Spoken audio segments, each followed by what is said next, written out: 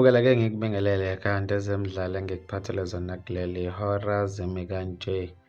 I-Orlando Pirates ibhubhudle Amazulu FC ngamagoli 2-1 emdlalweni obuse-Orlando Stadium ngoLwesihlanu ntambama ngehora lesi-7. Igoli lokuvula inkundla lishaywe uNkotha ngomzuzu ka-30 esombeni sokuqala ingaphandle kwebhokisi, ubese wadedela isigubhu sonyawo layokhalakathela phakathi. Kuthe kungakapheli ngisho nemizuzu engakanani, wabuya uNkotha walivalela enethini ngomzuzu ka-36. Lokho kuqede isombo sokuqala i-Orlando Pirates ihamba phambili ngamagoli 2-0.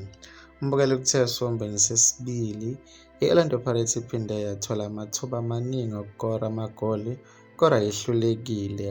Mbukela ukuthe ngomzuzu ka-90 sekungeziwe imizuzu emibili, u-ex-10 wakumaZulu uthole ithuba wabese walivalela enethini. Lokho kubese kwaqeda lo mdlalo ngamagoli 2-1. Mbukela i-Orlando Pirates iqhakele kunombolo 1 kwi-Betway Premiership.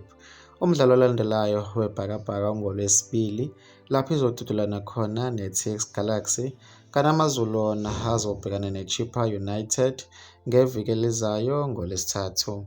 Mbukele bekuzona-ke lezi ebengikuphathele zona kuleli hora. Beka uvo lakho kwi-comment section. Ngizokubona kwenye ividiyo elandelayo sengiphuma kanje. Usale kahle.